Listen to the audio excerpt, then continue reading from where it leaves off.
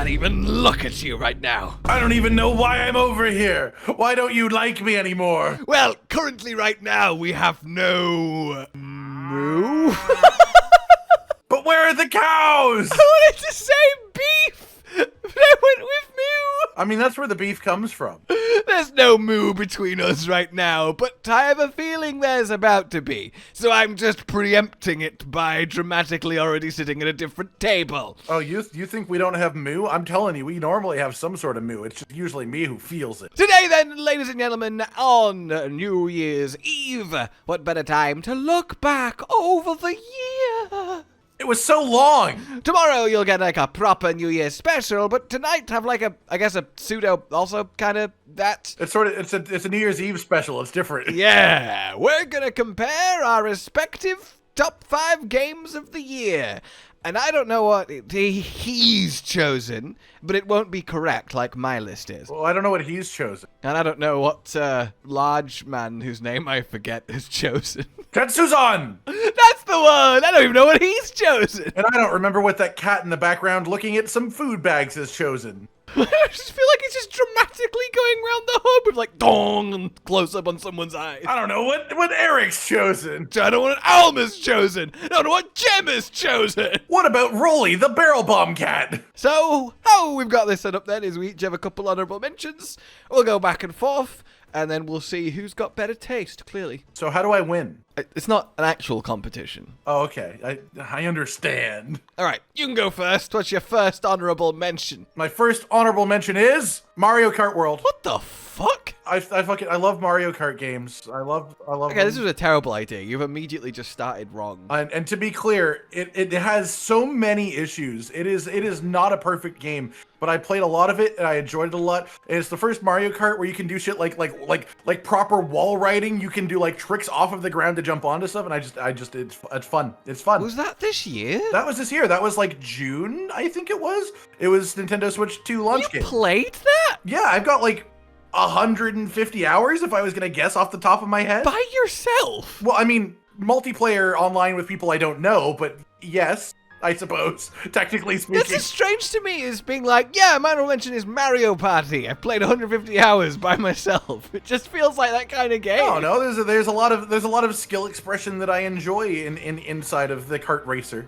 You know, it's fun. Huh. I enjoy it. I had a good time with it. Well, fair enough. I still think that there's a lot of problems with it, but I enjoyed it, and that's why it's on my list. Well, that's also why it's an honorable mention, is because there's a lot of problems with it as well. Well, I really struggled with just choosing 2 honorable mentions. Yeah, same, honestly. I even almost considered Grounded 2 for an honorable mention, because I really enjoyed it. It was fun, even though it's like still quite early access. Yeah, it's still fun. exactly, which is why I didn't officially give it, because it's still, not even half. That was complete. also a consideration for me, but I feel like early access games should be treated on their actual release date. And I should say that obviously we've not played everything.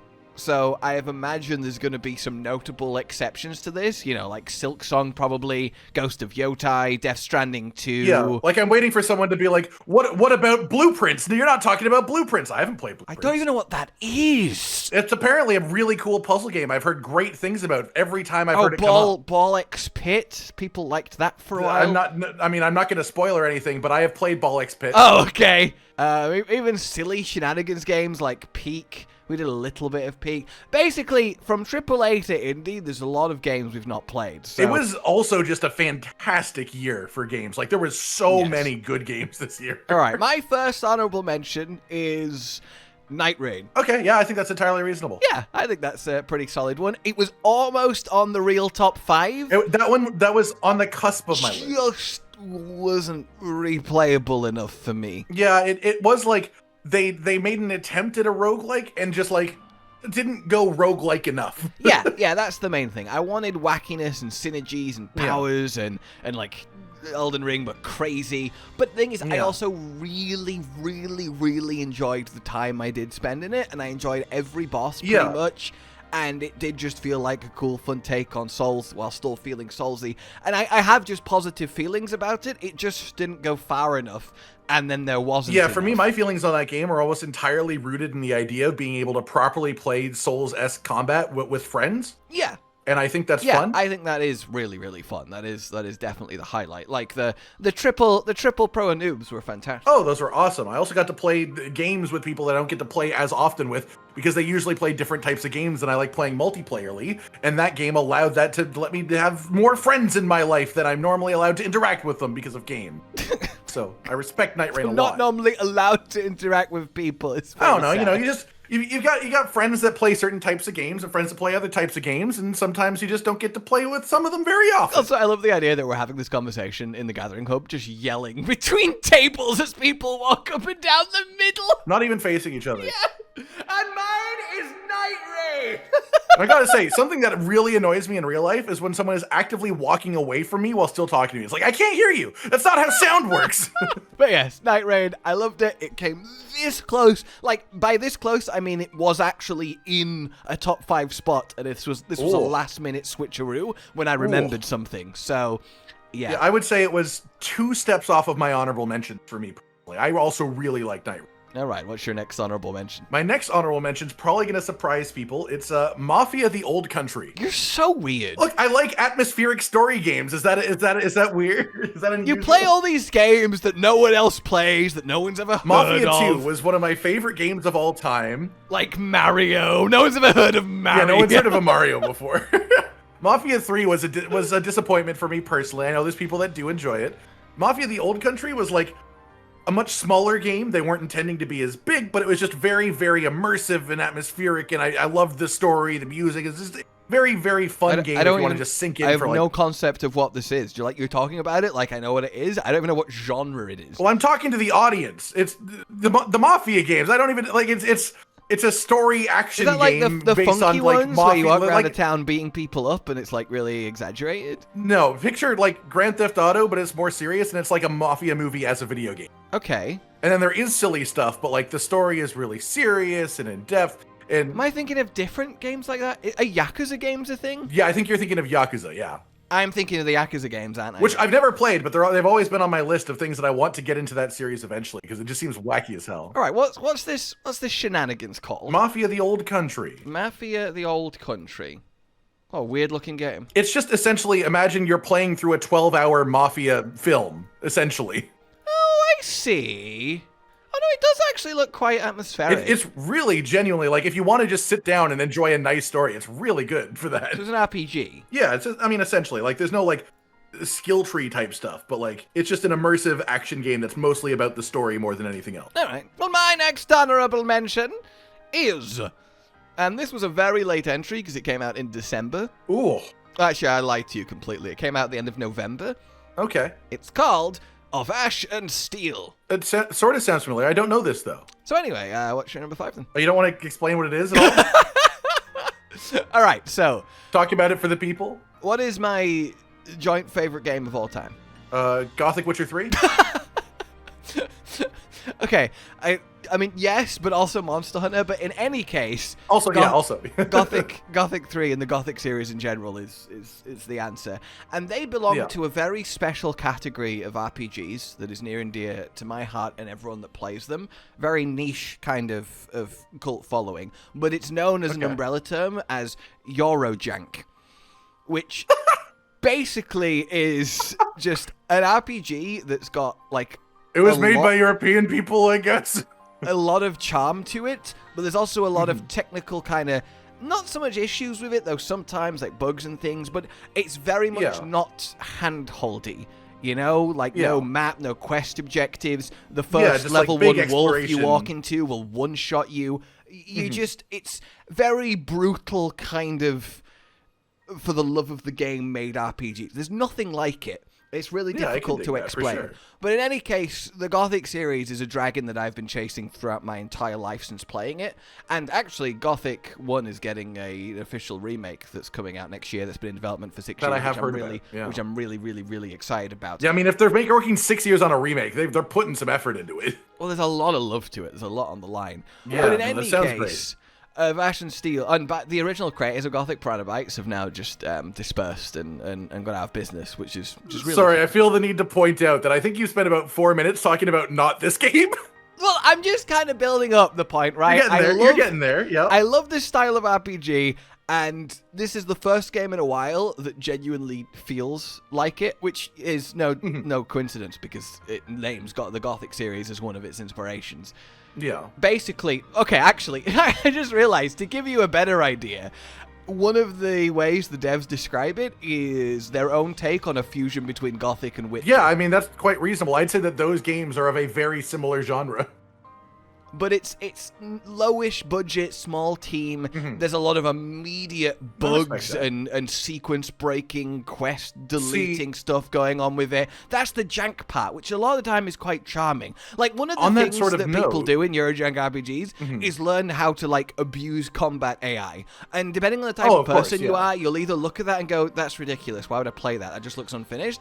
Or you'll be like, that's incredible. I love that shit. See, obviously, I've not played this game. I've not played the other game I'm about to mention, but I feel like you haven't played it and it might be up your alley, so I need to mention Kingdom Come Deliverance 2, perhaps? Yes, I've played that and the first one. Oh, okay. I didn't know that you had. They are very good. Talked about it personally, at least. I've not played Kingdom Come Deliverance 2 enough that it got on this list, but it's definitely up there. It's just absolutely massive. It is phenomenal. I did think there was that style of game that you would also very is. much enjoy. My only issue with Kingdom Come Deliverance is the setting, because it's real. There's no fantasy. Yeah, it is very, That's the only downside for me. But the actual raw RPGness of it is wonderful. But in any case, Abaction Steel is essentially just feels like a dev studio's first attempt at making an RPG, and they like the Gothic style of games, and they kind of went for it.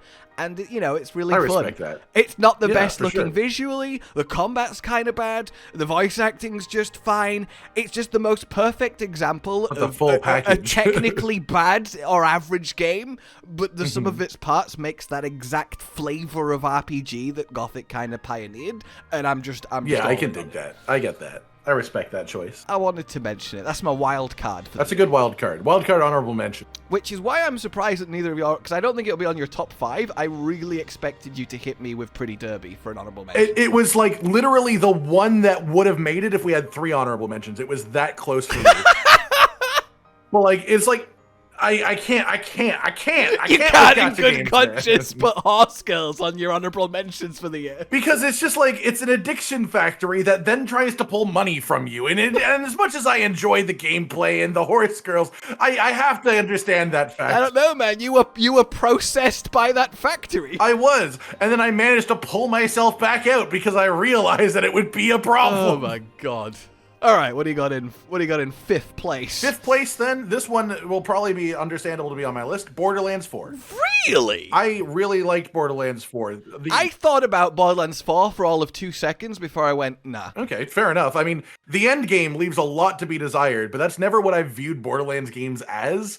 And I really enjoyed I mean, part of it is I got to enjoy the experience of playing it with you, which I don't think we've ever played through a Borderlands game fully together before, and that was very enjoyable.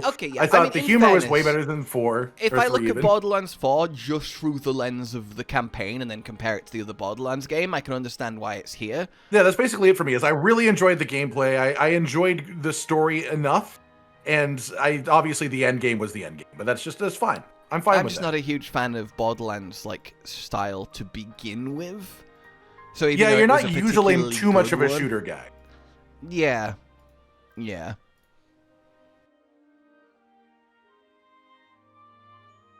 those have always been my kinds of games. So especially with like 3 not quite being my cup of tea, 4 felt like a return to what I like. And all the movement tech and stuff I really enjoyed in Borderlands. Is it your actual favorite Borderlands game? No, Borderlands 2 is still my favorite Borderlands. Really? That's Borderlands 4 didn't top it? Yeah, because for me, the Borderlands games are more about like the story and the humor and stuff than it is just like the gameplay. Like obviously the gameplay helps a lot, and I think the gameplay of 4 is way better than the gameplay of 2, but the story of 2 is just like so hard of a bar to meet. Yeah, but the side quests in 4... I bet you didn't have Thresher Love in Borderlands 2. I bet. I've played Borderlands 2. You didn't have Thresher Love in Borderlands 2. No, you definitely didn't have Thresher Love, and you couldn't wear a Thresher as a helmet. But I still love that game. Still love it. God damn, I think that's nostalgia glasses. I bet if you played it again, you'd be like, oh. I mean, sure. I'm sure if I were to compare like modern to modern, then I would probably still prefer to play Borderlands 4. I bet that's correct. Okay. I'd watch someone play Borderlands 2 and be very happy though. Well, for me at number 5, any guesses? Number 5. No, I don't know. There's a lot of things it could be, and there's a I lot think of, I could like, guess both could be of in our any top slots. twos, but not in which order. But the three approaching that, I think, are going to be quite surprising. But also, yeah, but also I don't want to guess because it ruins it's like maybe I'll guess your 4, and it's like then it ruins the 4 reveal. All right, my 5th place is Dispatch. Yeah, no, that's completely reasonable. That was almost on my list as well. If you played it? No, I've watched it, and I still think it was one of the best games of the year. You've watched me play episode fucking 1, and you almost put it on your list. No, I watched other people play it after we stopped doing our stuff because I just wanted to experience the game. Oh, I see. Yeah, so for me, So I have experienced the whole story. I enjoyed the episode we did so much that I found awesome. the time to actually complete the full thing by myself, because I absolutely adore story choice games. Even though a lot of them, your choices aren't actually that meaningful, it's still fun to play through and watch it. Like, I loved all the Telltale games. I did nearly every single one as a series back in the day. All of, what was it called? The detective thingy with the Sean!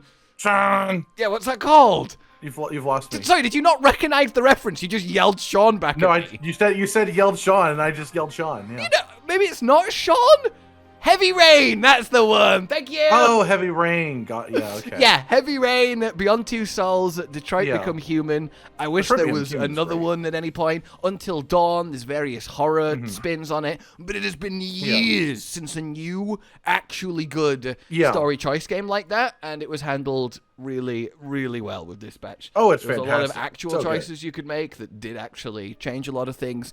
And it was just, it genuinely was just like watching an 8-episode series of a really good TV show, but you were in control of it. I do feel the need to mention now that it's come up for, like, there are people who are just like, why did you continue Dispatch? And the answer is people didn't watch it enough. There just wasn't people enough. were just really uninterested in watching us do it, and I feel which is a bad shame about because that. we both love the game, to be clear. It is awesome. But yeah, I really like it. See, I give a lot of weight to games that I play just to myself, because maybe 1 or 2 of them happen a year if I'm lucky. Yeah, me too, generally. Like, of Ash and Steel that I put in my honorable mentions and I absolutely love it, I've only managed to find about 5 hours into it since it launched about a month and a bit ago. Yeah, I was going to say, a number of the games here, I probably do have 15 hours in because of similar things. So, that tells you a lot that I actually just devoured all 8 episodes of Dispatch, like, within days. So good. So hard to stop. So hard to stop, he says, just watching someone play it. Well, yeah, but that makes it even easier to stop you. It's not even that expensive. Why would you not just get it so you can make your own choices? Because I don't care enough about my own choices to spend money. I don't care about what I would have done. Yeah, I'm happy to experience the story through people that I like watching play video games, generally speaking. All right, hit me with number 4. All right, number 4, it's Ball Pit. It's fucking Ball Pit. Ball Pit's awesome. Such a good game. Okay. I mean, I've watched a bit of it. I kind of get the vibe of how it works. I do love roguelikes. I imagine not the greatest, watching game, but it's just, your brain, the dopamine. It's just a brick-breaking game, but you can, it's a roguelike brick break. Yeah, essentially, that's the easiest way to describe it. But it's just it gets so insane in the ways that you can build stuff. Like, some of the upgrades you get along the way are you can have 2 characters at the same time and they have different skills and they interact with each other. And it's just, you can do so many silly things. And I really just enjoy that type of roguelite where they're just we're going to focus on the gameplay and there's other stuff as well, I guess. But the gameplay. What's your favorite roguelike of all time? We haven't talked about it yet. There was 2 this year? As in, it will come up today. What? Oh, yeah. But also now I'm more reeling from the fact that you didn't answer Binding of Isaac. Yeah. There's one I think is better than Binding of Isaac. Huh. Oh, wait. No, obviously. Duh. It should be pretty clear, yeah. Yeah. Okay. No, I guess I agree. I do prefer it to Binding of Isaac as well. Which will become less of a mystery in the future. Is Ball Expect really that good, though? It is so good. I don't know how to explain it. How far off the other one that we've not talked about? Oh, it's nowhere close, but it is also still one of my favorite games of the year. Oh, okay. My top 3 are so far above everything else on my list. Really? It is such a big cutoff point for me, yeah. All right. Number 4 for me is, and you're going to have a giggle. All right, I'm giggling. Hades 2. Haha, roguelike. That's crazy. I didn't even realize the roguelike came out this year. That's crazy, isn't it? Yeah, I completely forgot because I obviously played it to death when it first came out in early access. I feel like it would be logical while we're in this moment for me to also say that's my number 3. So let's talk about it together. Yeah, okay, I guess that makes sense. Yeah, Hades 2 is fucking fantastic. What, it released this year, but technically speaking, it came out. I believe early access started last year. Yeah, but I guess it counts for this year. It's you know. Yeah. Yeah, I mean, half of the game didn't exist last year, so. Yeah, that's really true. I still need to properly finish it, but I have got. Oh, I have. Oh, okay. I devoured it. I fucking devoured it. I've like true ending, like fully, like I've played that game. See, I remember I stopped playing because something annoyed me, and I've not been able to get back to it yet. See, when I remembered you... Okay, no, I'm thinking of the first time. I don't know the recent time. Yeah, so. I looked up how to unlock the hidden form of the torch weapon. Of one of the weapons? Yes. And I did everything that it said was required, and then it wouldn't unlock for me, and I've not played the game since, and it upset me. I assume you just had dialogue. So... I think you just had dialogue that you had to beat through before then. No, I did like dialogue system works 4 fucking runs just to try and do the conversation, and it just would not happen, and I couldn't make it happen, and I was like, I don't care anymore. I do remember having a similar like experience, but I think I just kept doing it, and then it worked. But obviously that's very petty. I absolutely loved that game, and it is one of, again, the few games this year that I just played a lot personally, just for me. Oh, it was just so good. Yeah. Yeah. It's so satisfying. How many of the hidden aspects did you find before I start talking about more? 0, but I know what they all are. 0. Okay. Yeah, the axe one is by far like my favorite one. I just wanted my first one. I chose the one I liked the look of the most and wanted it, and it just wouldn't fucking happen. That's entirely reasonable. I love the axe one. The big whirlwind and heal self is fun way to play that. And I think Hades is a rare example of a game where the sequel is just definitively better than the first one, but the first one was already a masterpiece, which is insane to say. Fun fact, haven't played it yet, but I've seen that there is a mod somebody made where they imported the entire Hades 1 run into Hades 2. That's so hilarious. You can play through all the enemies, all the levels, all the bosses, just as Hades 2. My favorite thing about Hades 2 is someone described it as Hades 2 is Hades 2 and Hades 3. Yeah, I mean, essentially, yeah. Like, it feels like they were just like... they essentially made Hades 2 and then just added an entirely other Hades onto Hades 2. Look, maybe if we make the game big enough, people won't ask us to make another sequel. No, I still want more. I still want more Supergiant. Give me more. The music, the character interactions. Like, usually I don't really care much for story in the roguelikes, but the story is fantastic too. Yeah, okay, that is worthy. So that's your 3rd. That's also my 3, yeah. Okay, well then I will go on to my 3. Are thou ready? I'm ready. Okay, Diva, can you please shut up? We're talking about games of the year. Yeah, do you mind? Like, honestly, it's so rude. Are you ready? It is Arc Raiders. Yeah, okay, I expected that from your list. That makes sense. I'm a little bit disappointed it's clearly not on yours. I thought it might be. It's not. No, not quite. Not quite.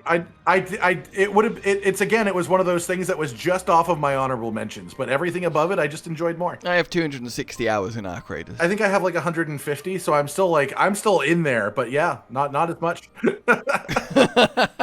It is like I enjoy Tarkov, and I think what I've learned is that I enjoy the extraction shooter genre, but until Arc Raiders, there wasn't one that actually properly clicked with me. Because I'm not a huge fan of the kind of realistic military, our world, just a bit apocalyptic vibe. I tried Tarkov with you guys for a little bit. I was just like, I can't handle like my stomach dying, and now I'm just permanently unable to do anything with my life.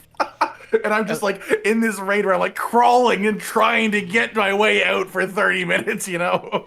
I just think Arc Raiders has perfected giving you a really satisfying gameplay loop without constantly kicking you in the balls.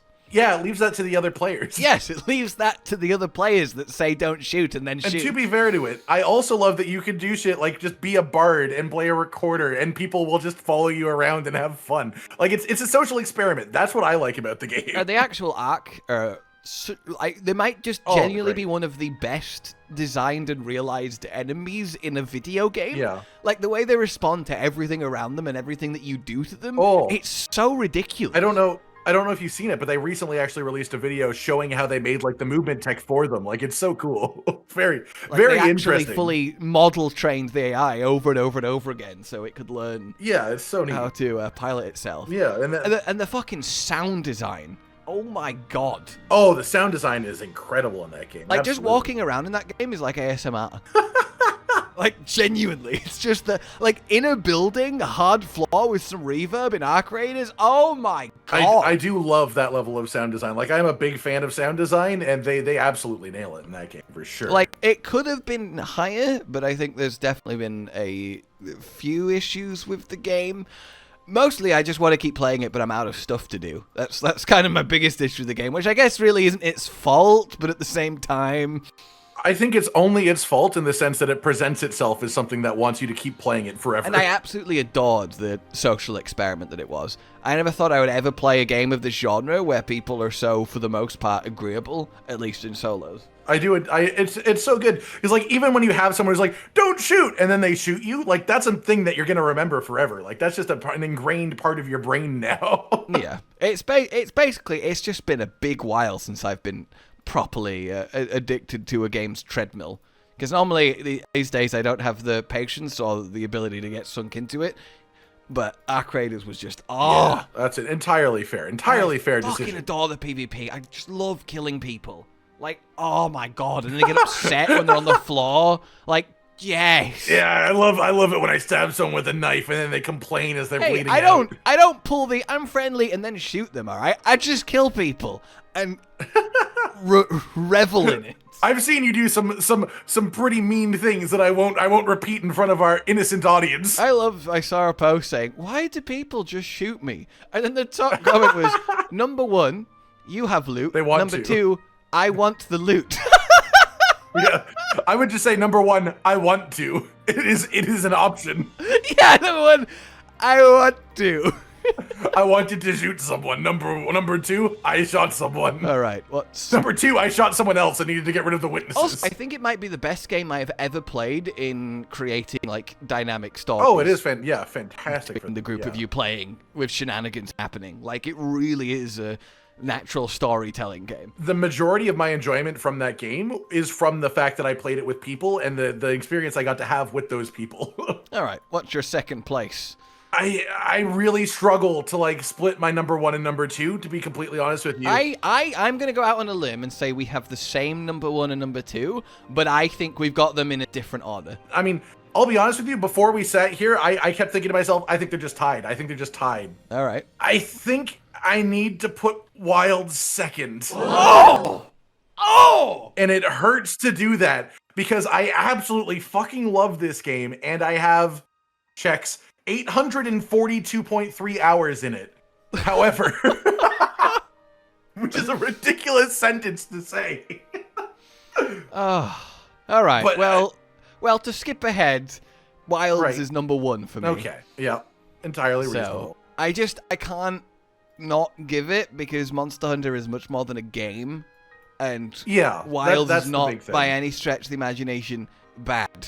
Like, no, it's in many aspects still my favorite Monster Hunter. It is, I think, my favorite Monster Hunter game. Like, comparing to base games, is my favorite Monster Hunter game, and so I expect the expansion will make it my favorite Monster Hunter game. Yes, that's actually the best way to...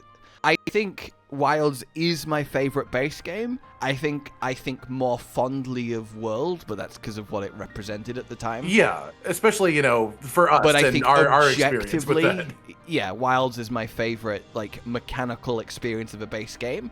I think Sunbreak remains my favorite master rank experience. Yeah, I think I agree with that. I think I did enjoy Sunbreak more than Iceborne, despite Iceborne being great as well. I think Sunbreak was low-key just unbelievable looking back on it. I think it'll just continue to be remembered more and more as, like, a real standout. Yeah, like it took Monster Hunter. There were a lot of people that weren't a fan of it, and I think a lot of the people that weren't a fan of it are the people that didn't play it, honestly. That's where I've always been about Sunbreak and Base Rise. Yeah. Though I think Base Rise definitely had a lot of problems. I mean, the Rampage is just kind of pointless. Oh, for sure, yeah. I mean, the fact that they just were willing to completely drop the Rampage for Sunbreak shows that they were listening, at least, Which is still crazy to me. Well, that's the thing. They've been doing that the entirety of Wilds. We've never had a Monster Hunter with more reactive changes and additions based on feedback. But obviously, the big bugbear in the room was just performance for its entire start of its life that's something that they have always worked on, and they will always work on, because that's just a hard thing to actually change once the game is out there. Ease of the game at launch the sort of mostly not that expansive endgame at launch and performance are the reasons that I don't think Wilds is the objective game of the year, just my personal. Yeah, the performance I think is the main one for me, because I know people who still haven't been able to play because of the performance, and that sucks. Because if that's the only reason that you're not playing the game, that means you probably want to play the game.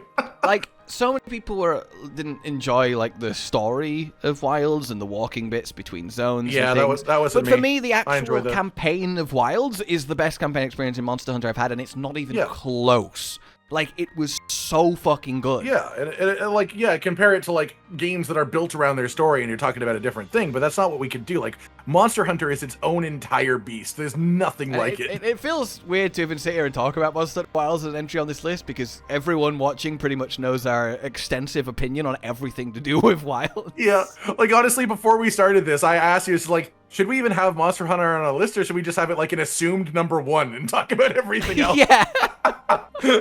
But I think Wilds has just gotten better and better and better with every title update, and I think it's so good. It is in a ridiculously good place. Like, it almost feels like a Master Rank game, despite being high rank, genuinely, which I think is actually going to be a problem when it comes to Master Rank, because I don't know how they're going to fucking handle that. But yeah, I mean, even just looking at like the amount of skills that we have right now, like, I am very interested in how they're going to progress it. But like, on the note of the reactionary thing, like, as a Hammer main, they went from making like the start of base when the game released.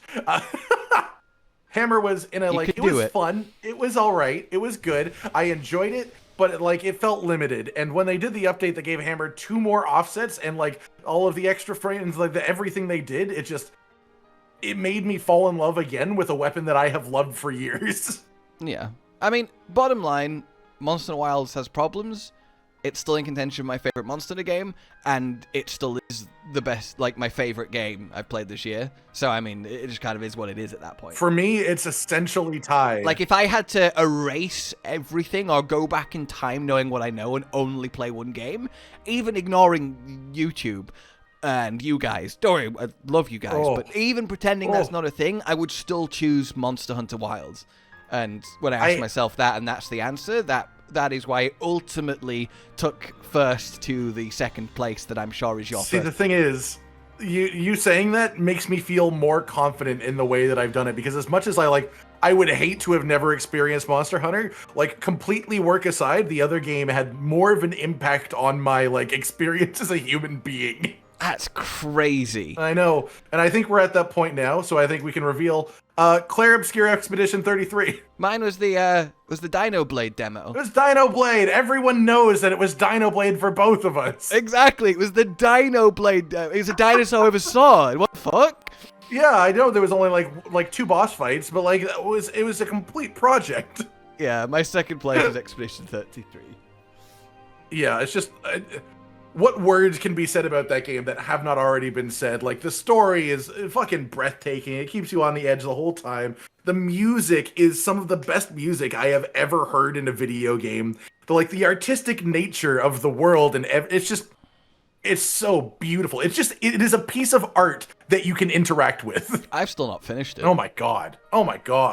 It's because I don't want to. Yeah, I mean, once you finish it, it's gone. It has that paralysis that every RPG with its format has, which is beyond this point is the ending. So you go do literally everything else in the game, and at that point you're kind of satisfied, and you don't feel the need to actually officially end it, so you just kind of stop. Yeah. I go through that a lot. Yeah, the structure of the game is very interesting. Honestly, I don't even want to talk about things that are past 10 hours into this game on the chance that somebody listening to this video has not. Everyone's played it, and their mothers, and their dogs. But if they haven't, I want them to go into it freshly and experience the things for themselves. It's just it's twists. There's multiple very, very good twists, and there's no way that you could predict the majority of what happens in that game going into it, but looking back on it, it all just makes sense, and I love that type of thing. The twist that I was most rocked by was when I found out that they were all French.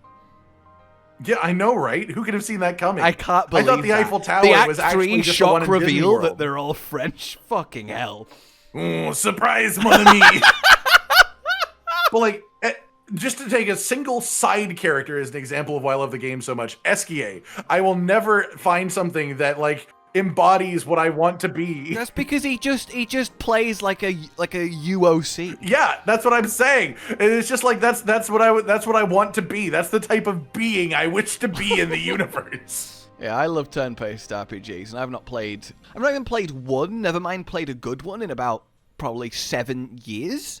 Maybe? See, that's a great point, is I normally do not enjoy turn-based games. Like, I'm just not a big turn-based guy. Like, I like Pokemon in the sense that I like everything about Pokemon except for the combat. And this game, I still liked the combat. Like, I think they did a really good job with making turn-based a lot more, like, interactive and like, active, to use the same sort of word again, essentially, to mean a different thing. Yeah, it was a really, really beautiful hybrid. Yeah, it was really fun. Really good game, all around. And to say it was, what, like their first game? Or like they're not a big studio? It was the first game for that studio, yeah. Yeah, that's just insane. Incredible, yeah. It's just... There's no way that there's not a sequel on the way. I fucking hope there is, because it's just like...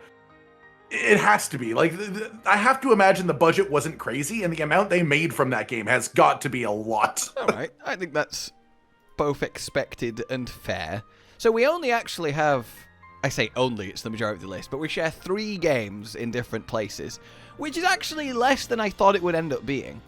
But then I forget you always randomly play some weird things that I don't even know you're playing, and then it gets to this point, you're like, what? Yeah, there's this thing where, like, I play video games. I actually really like single-player games, and I don't get to play them that often. Interesting.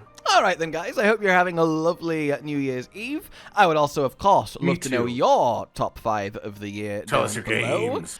And, well, that's it. That's it. We have nothing else to say to you this year. That is true. We'll see you next year with the next Pro and New. We've decided that after making so many videos this year, we're going to take the rest of the year off, and we'll talk to you tomorrow. But now then, like you've enjoyed this, thank you so much for all your support this year. Subscribe and hit the bell for more. Consider supporting the future of the channel on Patreon down below. And until we meet again, goodbye. Goodbye. Josh, Cotton, and Hollow with the videos, dropping the humor like a hammer on your tippy toes, bringing entertainment on a daily arrangement to take our insanity and turn it into entertainment. Yes, I said entertainment twice, to reiterate that it is nice to look into your faces on a mostly daily basis when you let us in your homes to make the whole world a stage. Goodbye.